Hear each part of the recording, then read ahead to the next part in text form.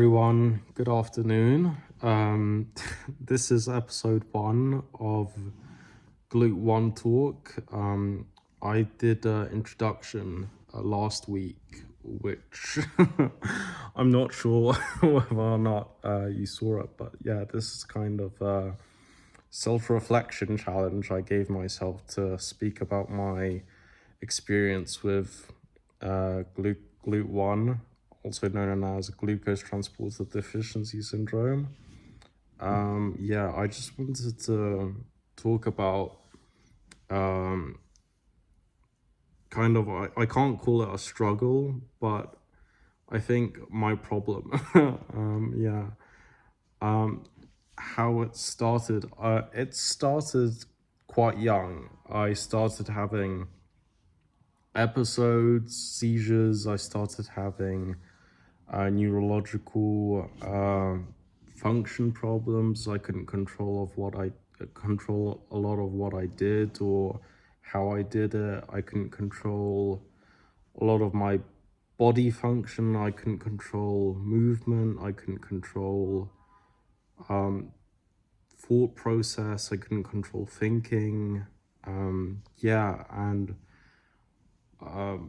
one morning when I woke up, I remember my age. I was 5 years old when it started. I call it because it's a condition, and I think I try to remember every day as clearly as I can. But obviously, I couldn't make videos like this when I was younger because I was quite. No, I can say I was disabled enough to enough to not function properly, and it was in the morning, maybe 8:30, 9 o'clock on a Saturday. It was probably my 5th birthday, and probably leading up to it. And I woke up, and I just remember I was paralyzed. Obviously, that's quite significant in the sense of that being one of the most kind of recognizable things I felt when I was 5. But obviously, paralysis felt like a quite big, how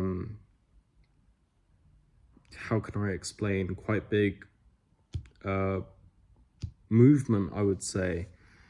And I woke up in the morning, and I couldn't feel anything, yet alone my body, my arms, my legs, my face.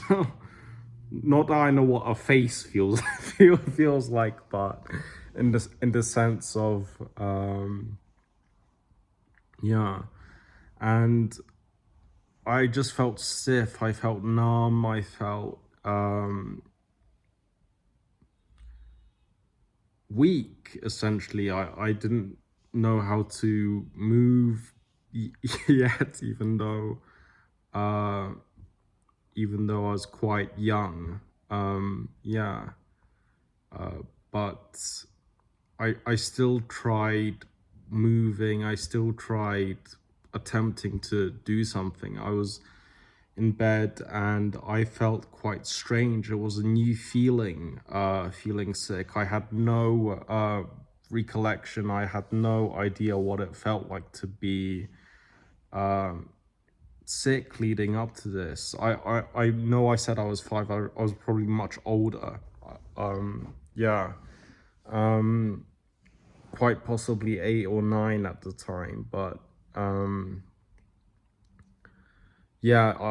I'll try to describe what happened that morning. I mean, it was probably, I think it was my birthday, but I could be wrong. And I woke up, and I just yelled. I yelled for help. I'm not sure who I yelled to first, because I did used to live with my mother and my older sister, who's Alina. I would open for and they just ran to my room, and I just felt like my body was on fire, essentially. I felt like my brain was cracking. I had this massive headache. I had the first thing I felt were my legs not being able to move, and then I felt my chest, my arms, and my mom just said, Anton, try to move, try your best to move. Then I kind of somberly, weakly, tried to get up, and I felt, I don't know, I felt some sort of courage or strength, even though that's probably a weird way of saying something during a seizure where your whole body is paralyzed. And managed to kneel up against the edge of my bed, and yeah, it was quite, I can't say it was worse or better, kind of felt the same. Yeah, that was kind of a strange feeling. And then my mom tried to urge me to get up and move, but I know I'm saying but a lot, but I said it again. Yeah, and then I moved out of bed. I tried to stand, and then walk. I didn't have a relatively big room, but it was big enough where I could walk to one end and back to my bed. I struggled a lot. I can't say much, of, but I walked to my desk, which was roughly 2 or 3 feet away from my bed. Maybe it was 4. And then